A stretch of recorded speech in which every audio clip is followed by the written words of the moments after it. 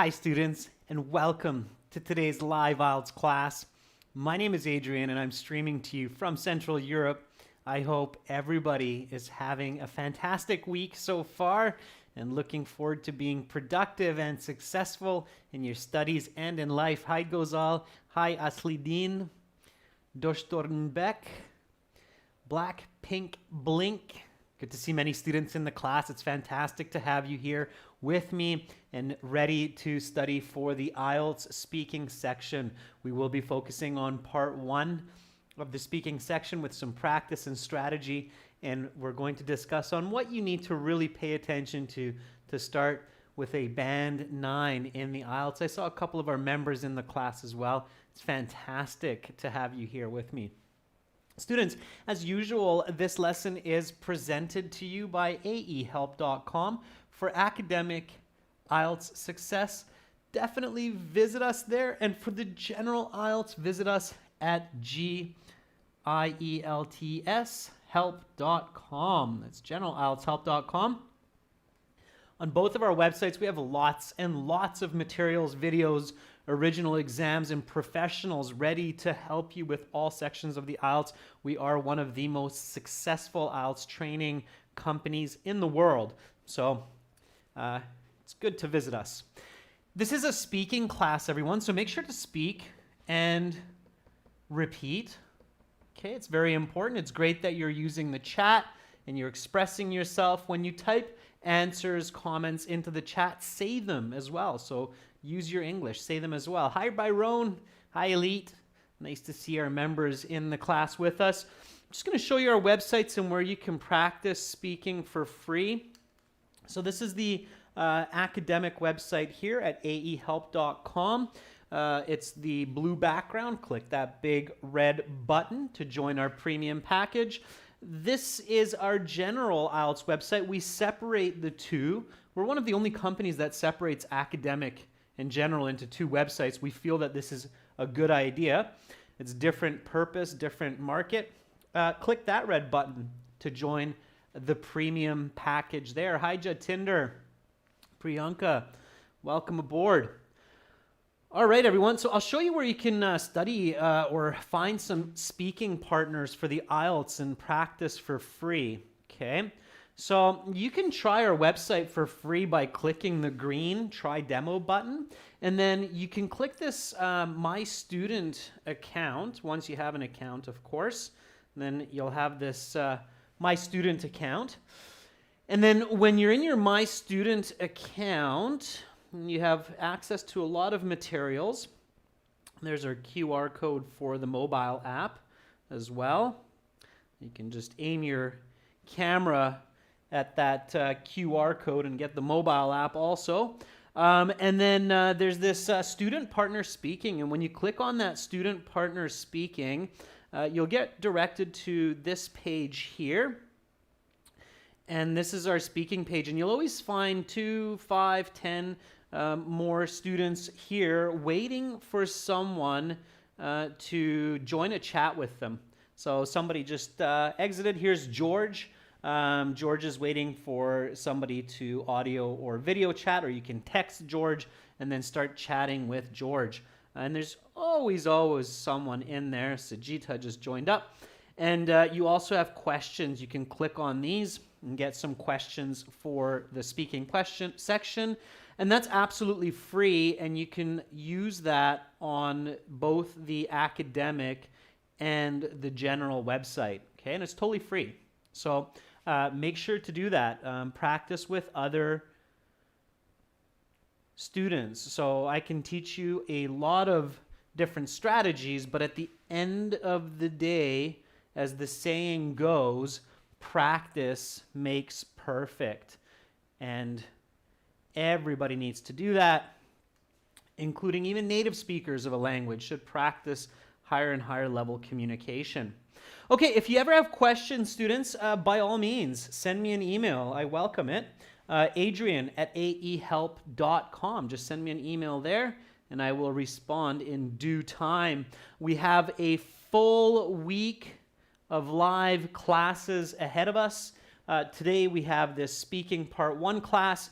Tomorrow we'll have reading, and then we'll have some writing for everyone and some more reading. We'll have a Q&A session for members. So Nick Hill and other members that are in here today, start thinking about your questions for your Q&A class this week. And of course, we'll have some more speaking. All right, let's get into some speaking. So the IELTS speaking section has become quite interesting, especially this past year with COVID. Of course, the IELTS exam, they're trying to do everything they can to protect the candidates, protect the examiners' health.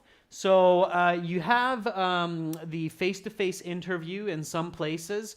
In most places, you are having to wear a mask. We have a couple of videos on our website in HD that talks about that. In some places like China, you actually have a shield, like a piece of transparent plastic between you and the examiner. And in many places now, I believe in many parts of India and other places, they're doing the speaking interview through the computer. It's still live. You're still speaking with a live examiner. You don't do it from home. Okay, it's not the same as the IELTS indicator exam. You have to go to the test center where they have a computer station for you to do the speaking. Okay, so there's that version as well, and that's why it's good to use our websites, because that gives you a really good feeling for that version. Okay, all right. Mohammed, the speaking is usually done on a different day, oftentimes, or several hours after or before the sit-down test. So they give you a different time for the speaking interview. With the computer-based speaking exam, Mohammed, it can be right after your exam, okay? So you have to check the time and the date. Now, if you're doing the computer, if you applied for your IELTS exam and you're doing a computer-based speaking section, many students actually get 2 chances for the interview. The first chance is just a trial because it's a new system. They're still kind of beta testing this. So many students get a chance to do a trial session. Make sure you pay attention to that. I know a lot of students have missed their chance for the trial session. Is everybody clear on that, on what I just said there? We got a lot of emails from students and said, oh, I missed my trial session. Can I ask them to do it again? No, if you missed it, you missed that chance. So make sure, okay? All right. Nadia, if you joined our full course, that's great. Send me an email and I will let you know exactly what you can do, okay? Nadia, to get membership on YouTube, you have to go through YouTube, okay? All right, so I see that some of you are saying, yes, I see that. Okay. All right. Yeah, Paula says, in my country, the IELTS exam centers are closed. Okay. Yeah, in some places they are. Okay. There's a lot of different situations, Paula. If you have some questions, let me know and I'll help you out. All right. Okay. Okay. So let's get into some speaking practice, everyone. So again, speak and repeat. So whether you're meeting your examiner through the computer, through face-to-face interaction with a mask, or with a mask and a shield, you have to be confident, you have to be well practiced, and you have to follow some strategy. And we'll talk about that after we warm up a bit. Okay? So first, let's warm up. The examiner is going to meet you, get you comfortable. They will greet you and say, welcome to the speaking section of the IELTS exam. My name is Adrian. I will be your examiner for this part of the test. It has 3 parts. I'll give you instructions for each, and I will record this for marking purposes. Firstly, may I see your identification? It's their first question. They need to make sure that you are who you say you are. So have an answer for this. Sound natural, confident, and fluent, okay? Try not to sound nervous, even if you feel a bit nervous, all right? Okay, Mohammed says, yes, certainly, here's my passport that I used to register for the exam. Please have a look. Mohammed, that's a really nice, smooth answer. Just say it fluently and you'll be fine. Ois says, absolutely. This is my ID card I used to register for the IELTS exam. Please take a look. Okay, good, Ois. That works. All right. Hi, Byron. Give me some nice answers, okay? Mazir's asking about the Duolingo exam, and I saw a couple other students there. So just a quick note about that, Mazir. Duolingo, it's okay. It is not as accepted as the IELTS exam. Only some places and some schools will accept Duolingo. It's a limited exam. So IELTS is still the most accepted exam by universities, workplaces, and for immigration. So if you do decide to do the Duolingo, just be really careful and make sure that you are applying to a place that accepts that exam. Okay, so check with your application to make sure they accept Duolingo. Okay, also keep in mind that if you need to do another application or go somewhere else, they might not accept it and you might still have to do the IELTS exam. Okay, so Duolingo, it's okay as long as it's accepted. Okay, all right, keep that in mind. All right, okay. Najib Alazab says, certainly, this is my passport that I used to register for this exam. Please have a look. Carolina, Chrysolite, Jyoti, welcome. Some more of our members joining in. Good answers, students. Good answers. Yeah, so lots of different ways. Show fluency right away. So some people, when they get asked for their identification, they just say, yes, sure, okay. That's an answer. Yes, sure. And then give them the ID. It's fine. It's not the end of the world. And you can still get a 9. But certainly you have to show your fluency sooner than later. Okay? This does not show fluency. Saying, yes, sure, you could be a band 3, 5, 9. I don't know yet. Okay? Also, with these questions, technically, the examiner's not really marking you, so might as well use these questions to kind of get comfortable and fluent, okay? So remind yourselves of fluency. So, yes, sure, please have a look at my passport. I used it for registration. Okay, so show fluency. Why not? Okay, they're not going to interrupt you. This is not a really long answer. Okay, but you have to be fluent. You can't be like, yes, sure, please, have a look. Then they'll go, okay, what's your full name? Okay, they're not going to wait for you to finish. So you have to be fluent when you're giving answers. Okay, so make sure you're smooth and fluent here. Okay.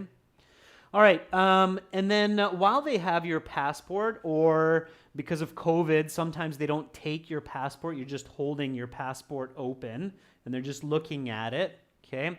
I believe in the computer-based speaking, you show it as you go in, so there's different ways they do it now. Then they'll match your name with who you are. What is your full name? So they'll ask you this, okay? What is your full name? Okay.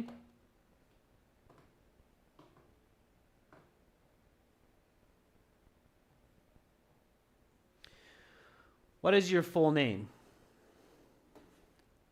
And have a really nice full sentence answer for this one.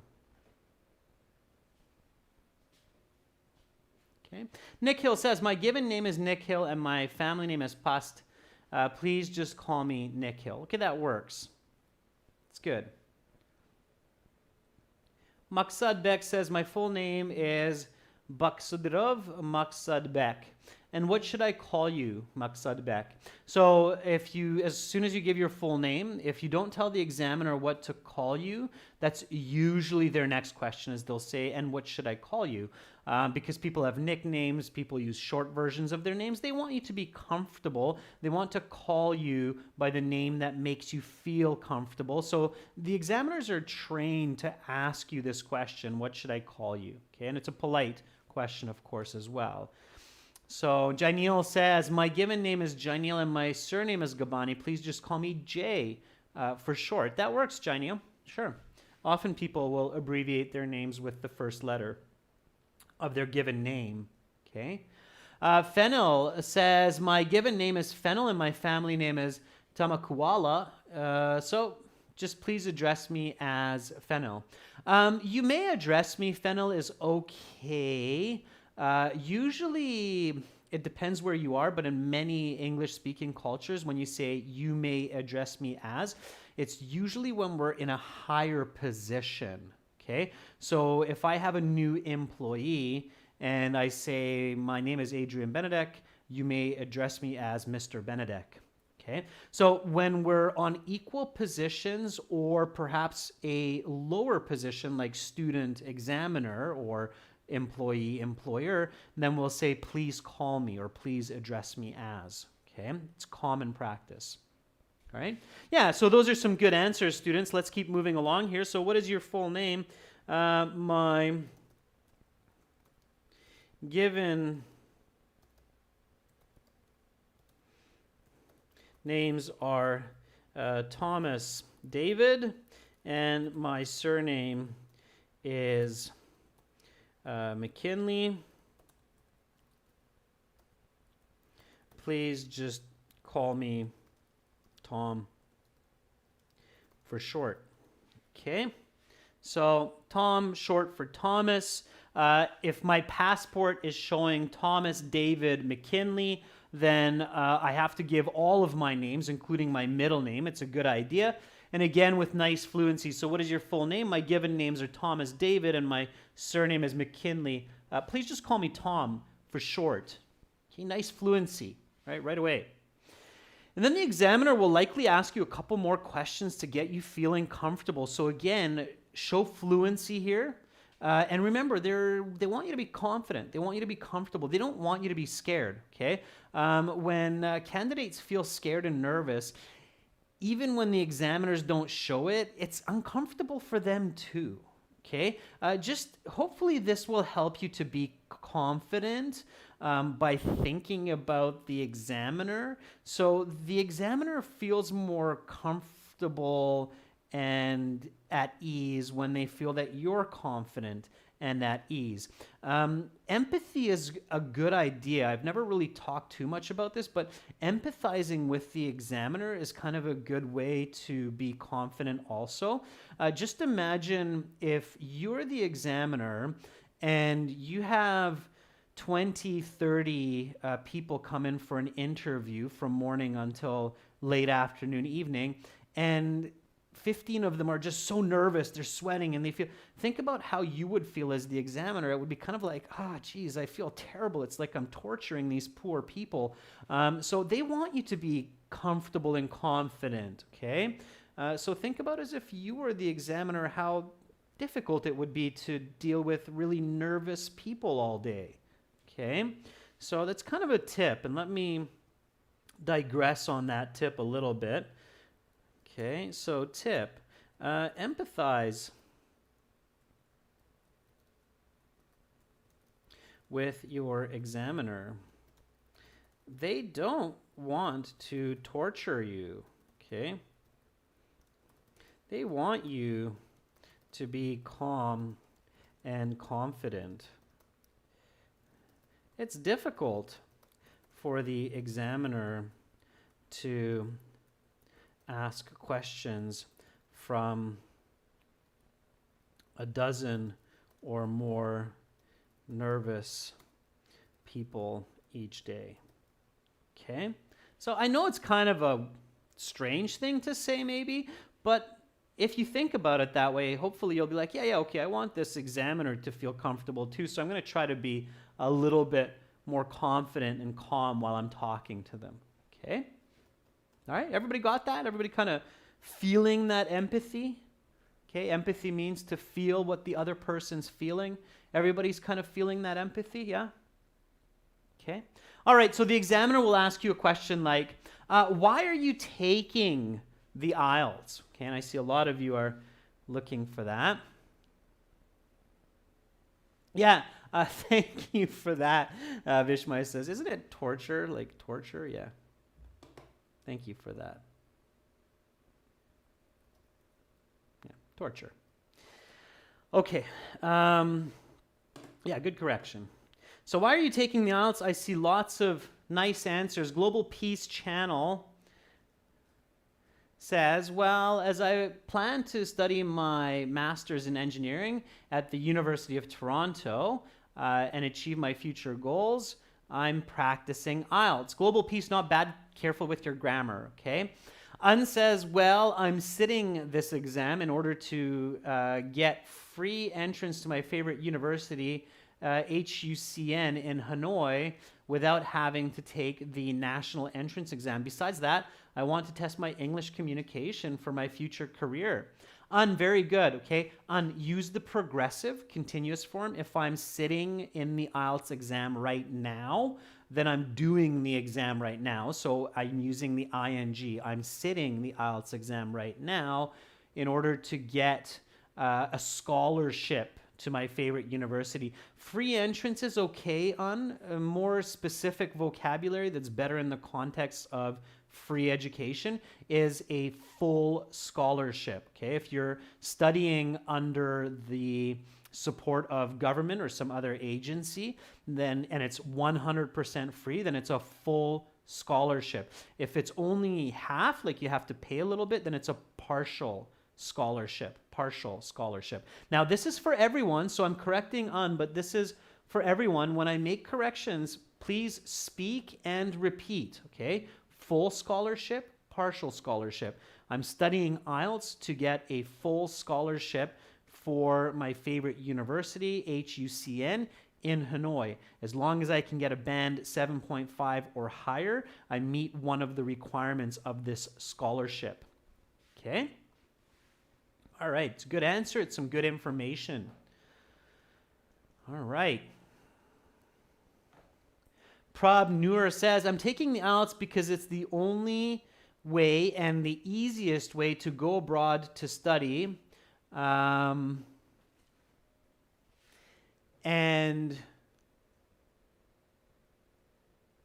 get outstanding education much better than what is available in my city.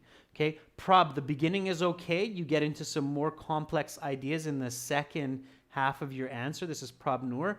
So be careful with that. I had to really reword that second half of what you wrote to make sense. Okay.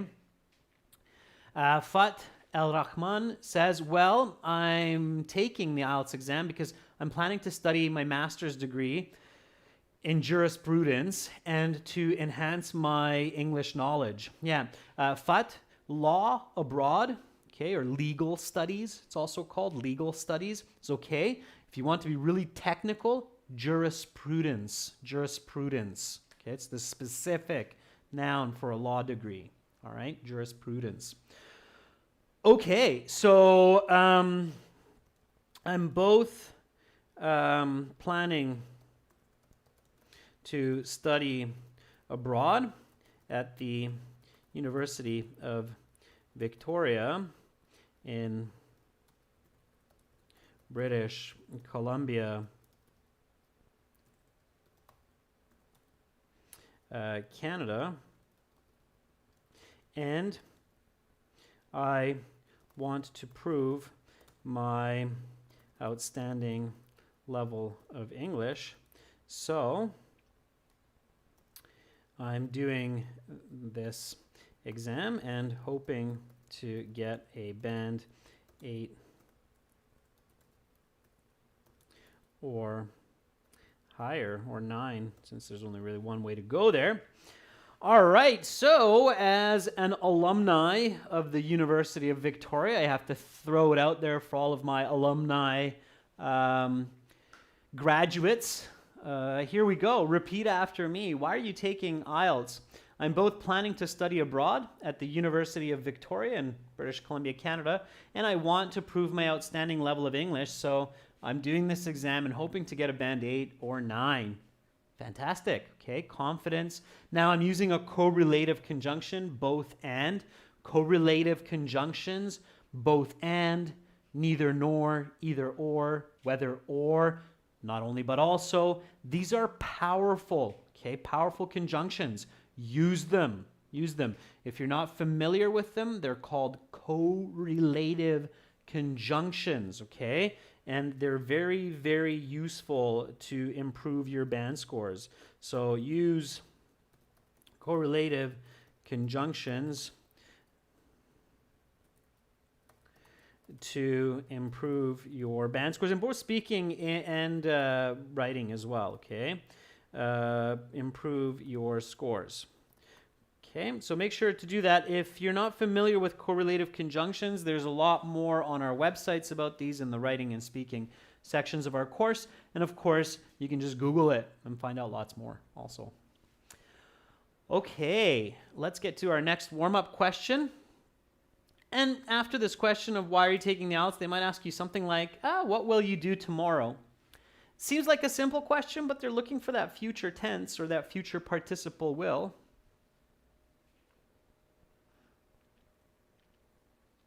Okay, somebody's asking me if all the examiners are native speakers. No, not necessarily.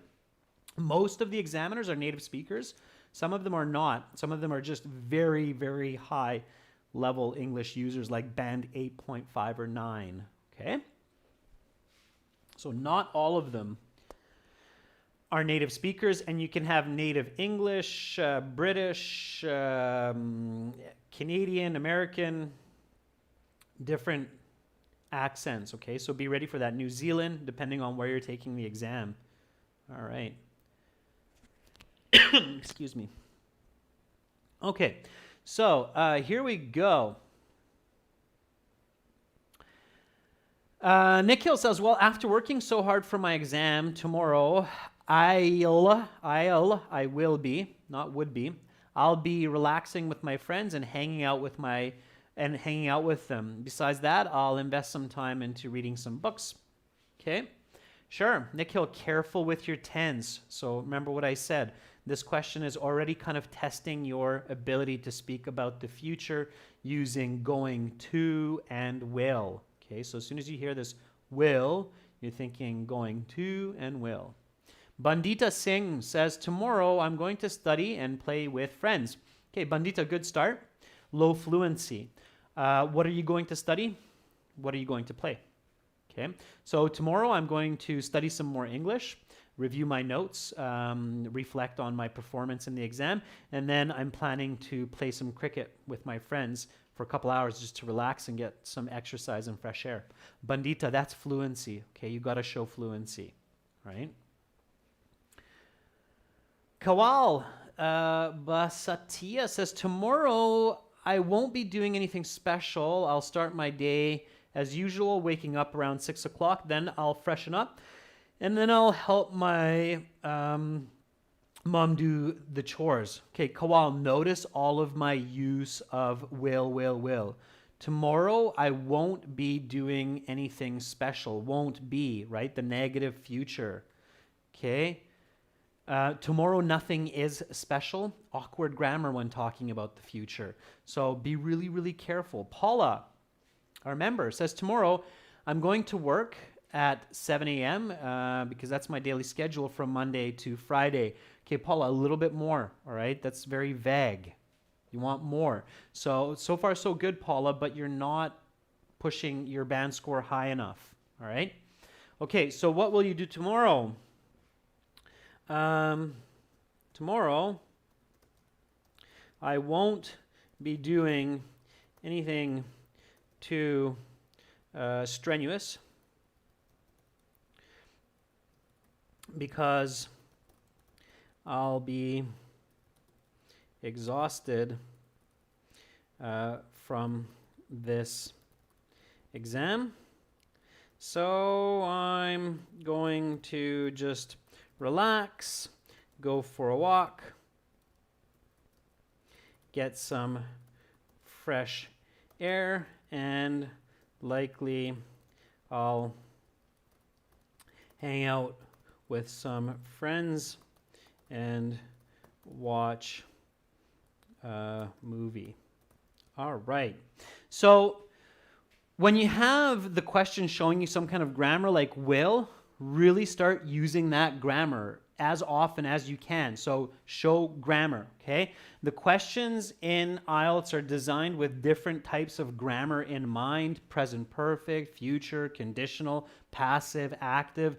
So you really want to show that grammar as much as you can, okay? The more you can show it, the more accurately and fluently, the better your band score. So what will you do tomorrow?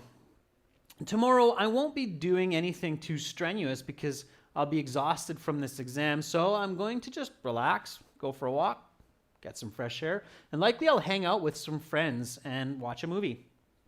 Okay? Recharge my batteries, right?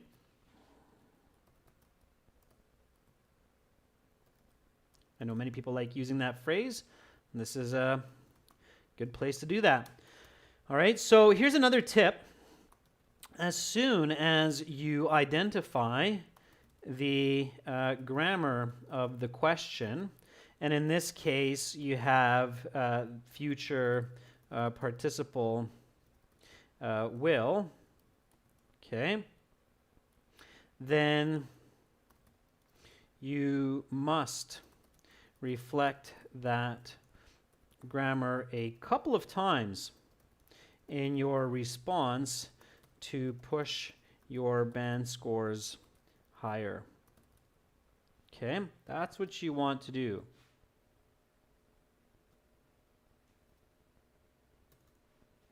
Okay, keep that in mind.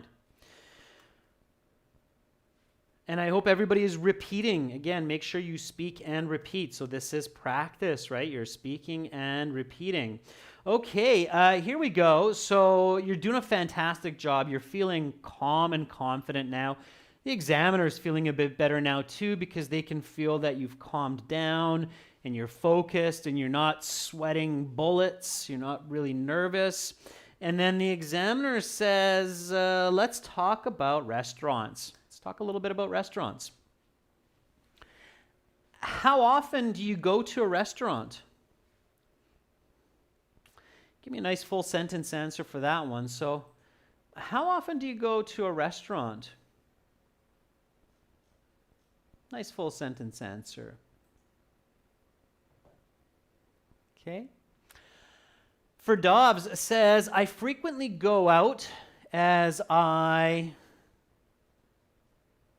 love to eat delicious dishes in an awesome atmosphere and to boost my mood. However, now due to the pandemic, I'm forced to have foods at home. Yeah, for Dobbs, do you have any kind of delivery system? Like here in Europe, there's Volt, and in the US, there's DoorDash. So there's different, these different kinds of delivery systems that deliver from the restaurants. If you can say a little bit about that, that can definitely boost your score, right? Because that's unique and you're expressing yourself. So Oa says, I go to restaurants once per month because there's no restaurants where I live. So usually I have to travel for a few hours from my town to get to an Arabic restaurant. Okay, Oas. Yeah, that's good. I like how you're being really quantitative. So you're telling me that it's just once per month. It's very clear. You can also add the qualitative component, Ois, and you can say rarely. So I rarely go to restaurants, just once per month, because there really aren't any conveniently located near my home. I have to drive for about 3 hours to get to a really nice Arabic restaurant in a neighboring city. Okay. Amanjat says, I usually go to a local restaurant on weekends to get a taste of some new cuisines. While on short holidays, I visit the Far-Flung restaurant with my friends. Okay, Amanjat, that's good. I guess Far-Flung is the name of the restaurant. Yeah, and weekends, it's good. It's qualitative and quantitative in some sense at the same time. Well done. Okay, so qualitative, quantitative language with how often. All right. Faisal says, I'm a food enthusiast and I like to try a variety of different cuisines, but due to the ongoing pandemic and lockdown, I don't really go out to eat anymore. Instead, I prefer home-cooked food. All right, Faisal. Yeah. Anybody know what a kind of a slang way to say food enthusiast is? So what's a slang way to say food enthusiast? Anybody know? See if you come up with the word. Raghav says a gourmand. I'm actually not familiar with that. It's possible. Fennel says foodie. Yeah, there you go. A lot of you are saying foodie. Why? I.e.? I don't know. I think it's with a Y, perhaps, but maybe both. Slang. Doesn't really matter. Yeah, it's a foodie. A person who's a foodie is a food enthusiast. Okay. So, well, prior to the lockdown, I used to go to a restaurant at least twice a week because I'm quite the foodie and it's sort of a hobby of mine. But since the pandemic and all of the ensuing restrictions, I haven't been to a restaurant since the summer. Nevertheless, I do use a delivery service called Volt to order restaurant food to my home about once a week. All right. So again, original answers get band scores. Okay. So you don't have to get too fancy. Make sure you can express yourself, but be original. Here we go. So repeat after me. How often do you go to a restaurant? Well, prior to the lockdown, I used to go to a restaurant at least twice a week because I'm quite the foodie and it's sort of a hobby of mine. But since the pandemic and all of the ensuing restrictions, I haven't been to a restaurant since the summer. Nevertheless, I do use a delivery service called Volt to order restaurant food to my home about once a week. All right. So what do you need to do for high bands? Be original and show dynamic use of grammar. Okay. So when the examiners are testing you on your speaking, and one of the criteria is called grammar range. Okay. So grammar range is one of the unique categories that you get marked on in your speaking section. They're looking to see how dynamic you can be with your grammar as well. So here, notice this habit in the past. I used to do something, okay? And then notice this use of present perfect, and then notice this use of present tense. Okay, so I'm easily shifting between different grammar forms to express my thoughts about the past leading into the present and future, and the present general, okay, for these. So showing dynamic use of grammar is absolutely key. It's not good enough to show different types of grammar only, but you want to show dynamic grammar. Okay, it's called dynamic use of grammar, all right? So you want to do that. All right. Let's go to the next question. And I'm sure I'm breaking many people's hearts here because, yeah, our restaurants are suffering around the world and we really are having a tough time with not being able to use these fantastic venues and eat these foods. So my heart goes out to everybody in the restaurant industry. Here we go. Give me a nice answer for this one. What is your favorite restaurant? So here's your chance to get a little bit of advertising in for your favorite restaurant. Okay, so what is your favorite restaurant? All right.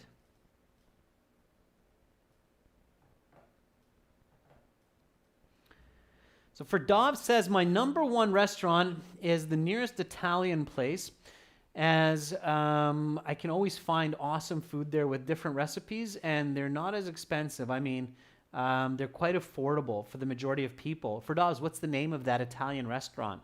Okay, Luigi's Pasta. So give us the name. Okay, all right. Kaustuv Sharma says, my favorite restaurant is KFC. I love the variety of foods there. I've been going there a lot lately. Their service is incredible as well. Kentucky Fried Chicken, the Colonel's secret recipe indeed. Yeah, Kaustuv. Say, you know, I love the chicken. I love how they do the breading there. Okay, all right. Un says, my favorite restaurant is my uncle's restaurant called Duty, which is situated in Hai Ba Trung Street, about a kilometer from my home. I go there 2 to 3 times a week to either hang out with friends or for dinner. All right, Un. I hope many people will check out your uncle's restaurant called Duty. Okay. Stuti says, Sign Police is one of my favorite restaurant hubs. They serve very delicious veggies and non-vegetarian meals also. It's fabulous. One of my favorite Chinese dishes there is karim. Okay. All right. Stuti, a little bit confusing exactly what you're expressing there. So think about how you can rephrase that. Nancy Rajput says, although I visit a lot of restaurants, my favorite one is Punjabi Haveli, which generally prepares traditional food of my country, India, and my family and I love to go there. Okay, Nancy, no useless English, okay? Although I visit a plethora of restaurants. I don't want to know about the plethora of restaurants. That's useless. I know you're just saying that hoping to get band scores, but I can't give you band scores for that because too many students are just memorizing, although I do a plethora of. I don't care about that. I care about your favorite restaurant. Don't speak useless template English to the examiner because that will actually hurt your score, okay?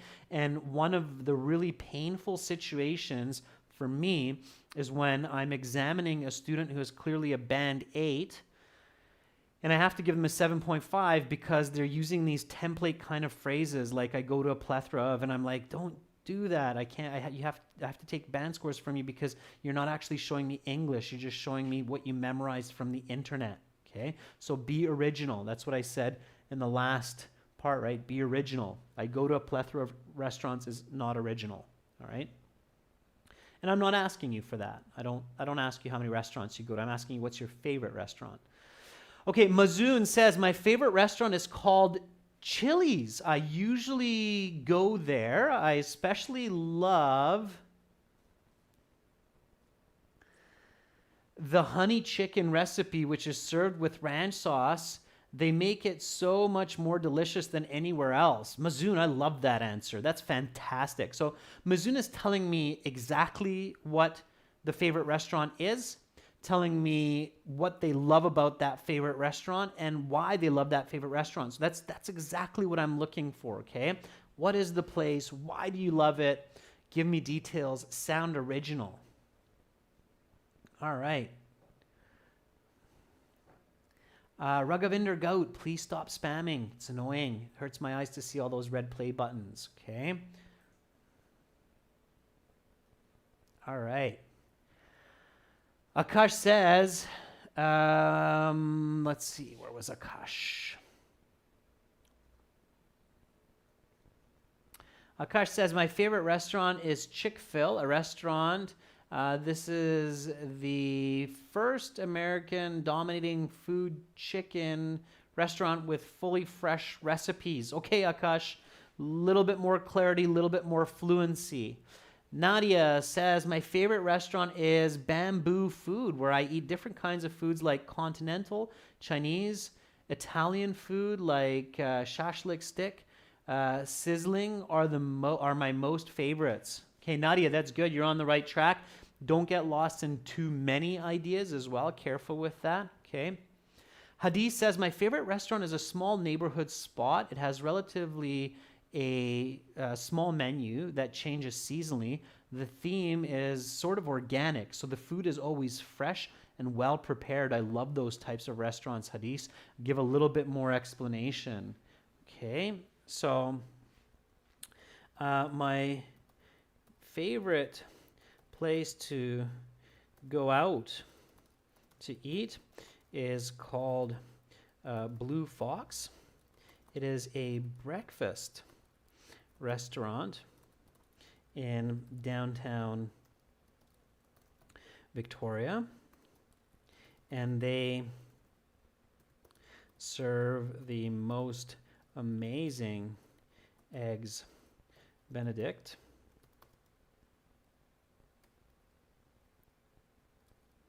I go there at least once every couple months. All right. So, what is your favorite restaurant? You don't always have to get fancy. Just use the question, my favorite place to go out to eat. Okay? So here I'm keeping the word favorite, and I'm kind of paraphrasing restaurant with go out to eat. So my favorite place to go out to eat is called Blue Fox. It is a breakfast restaurant in downtown Victoria, and they serve the most amazing eggs Benedict. I go there at least once every couple of months. And it's true. If you're ever in Victoria, go to the Blue Fox. You have to sometimes wait in line. It's quite a busy place, but not these days, I'm sure. And they have really good breakfast food. Okay. Next question.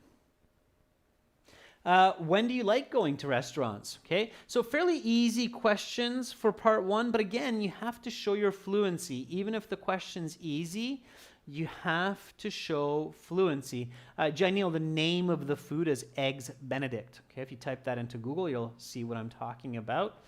It's a very, very delicious breakfast food. All right. Ois says, perfect time I like to go to restaurants is in the summer, especially at night. I get there around 8 p.m. and return home at 11 and spend a lovely time with my friends eating Arabic food and listening to amazing music. Ois, that's brilliant. Okay, I made a couple of corrections there, and it's really good. All right, I'll take one more. Okay. Let's see. So, Kaustuv Sharma. I like going to restaurants during my holidays. I don't have any work deadlines at the back of my head, and I can enjoy food for a longer period of time. Very good, Kaustuv. That's a great answer. Okay. All right. Lakshmi says, one of my favorites is Neela Restaurant. Okay, that's for the previous, right? Messiuz TV, Rasmia Kanal says, honestly speaking, my favorite would be determined by diverse situations, like for specifically birthdays or anniversaries. As long as I have no extra work, then it's almost certain that I have time to go and eat out at some place. Okay, Messiuz TV. Not a bad answer. Made a couple of corrections there. Pay attention to that. Okay. So I especially like going out to eat when I have plenty of time to spend with my friends and family, such as on weekends and holidays, and I'm not stressing about work deadlines. In fact, I had a really relaxing time in the summer on my birthday, which happened to be on a Saturday, enjoying Italian food with family and friends at a famous place called Luigi's. I've spelled that wrong, but anyway, here we go. So repeat after me. When do you like going to restaurants? I especially like going out to eat when I have plenty of time to spend with friends and family, such as on weekends and holidays, and I'm not stressing about work deadlines. In fact, I had a really relaxing time in the summer on my birthday, which happened to be on a Saturday, enjoying Italian food with family and friends at a famous place called Luigi's. Okay. All right, here we go. I'm going to jump a few questions here, and I'm going to go right to this last one because I really want to see your answers. I'm very curious about it. Here we go. This is a conditional question, so it's an if-then question. Make sure you use the conditional in its fullest form here, okay? Use the full form of the conditional. If you could own a restaurant, going into the restaurant business could be tricky right now, although by summer it could be a good idea. Lots of market space. If you could own a restaurant, what kind of food would it serve and why? So if you could own a restaurant, what kind of food would it serve and why? Okay, so jumping some questions here. While you're thinking about your answer, Paula says, I'm fond of going to restaurants on Sundays because it's my day off and I don't like to cook on the weekends. I prefer to go out and eat with my husband. Especially I like to go to restaurants near the beach. Paula, that's a great answer for the previous questions. Okay. All right, so I know I threw a little bit of a curveball at you here because if you were preparing for the other questions, then now you have to rethink it. And this I like to do this because remember, the speaking section is not the same as typing in the chat. You have to think in real time. You have to answer in real time. So it's okay if you're thinking ahead in these classes. That's valuable learning. But also try to think in real time and answer in real time also. Okay? All right. So Anna says, if I had my way to run a food business, I would choose an Italian restaurant because I'm fond of Italian cuisine. And Anna, what would you serve? Would it be just pizza or would you do lasagnas, spaghettis, paninis? Okay, what kind of Italian foods would your restaurant serve? Okay, Alfredo. All right, lots of great different kinds of Italian food out there. Deepak Shak says, if I owned a restaurant, most probably it would be fast food that I served at my hotel because this is a contemporary era where people prefer fast food like momo and chow mein rather than complex dishes. Okay, Deepak, good. I made a couple corrections there. Pay attention to it. I cannot read the Chinese characters, but I will read your comment. If I had a chance to run a restaurant, I would probably sell authentic Chinese delicacies because of the great tastes of the ancient Chinese recipes that everybody in the world loves. Okay, it's not bad. When you say Chinese cuisines or Chinese food, there are a lot of different types, so try to be a little bit more specific. So would you serve Szechuan? Would you serve Canton cuisine or something completely different? I know that there are some really unique types of regions that serve different kinds of noodles in China, so try to be a little bit more specific. Saying Chinese cuisine is kind of like saying European cuisine. There's a lot of different types of European cuisines. Okay, so starting by saying Chinese food, specifically Szechuan, that would be better. Okay, so use your lexical resource. All right. Rajveer says, given a chance to own my own restaurant, I would definitely serve North and South Indian dishes to support the diversity and unify the attitude of people in my country. Okay, Rajveer, good. Can you give me an example of a couple of dishes? All right. So what kind of food would it serve? You want to get a little bit specific there. Okay. So given a chance to run my own restaurant, I would love to open a fine dining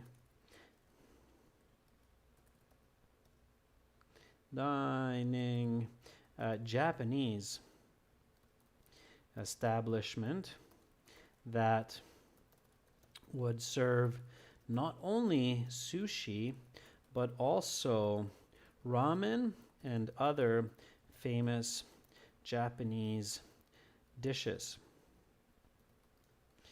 I think that Japanese food is both popular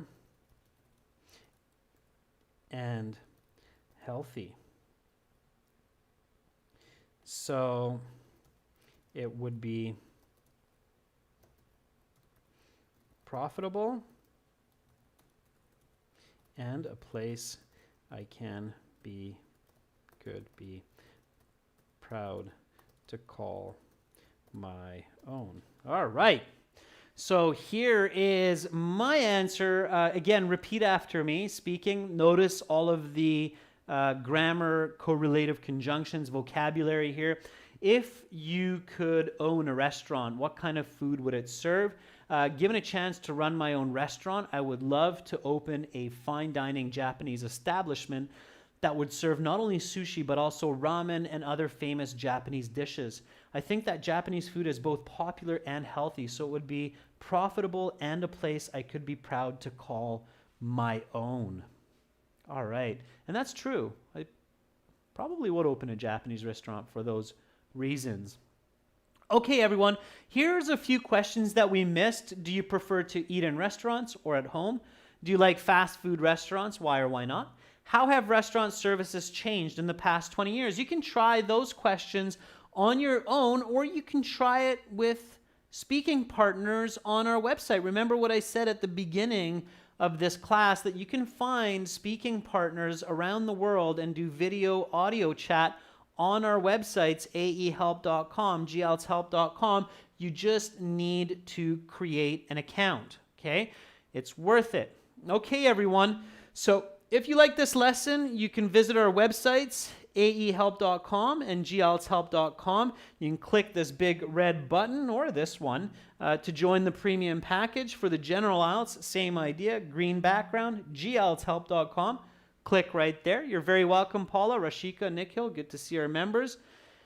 You're very welcome, everyone. Hopefully, I will see you back here tomorrow for some more IELTS with me. Keep up the good studies, everyone. English is the language to open opportunities and doors, so never give up. Keep pushing forward and learn to communicate with the world. Much love to all of you. I look forward to being back here tomorrow and helping you further. Bye for now. I'm Adrian, signing out from Budapest.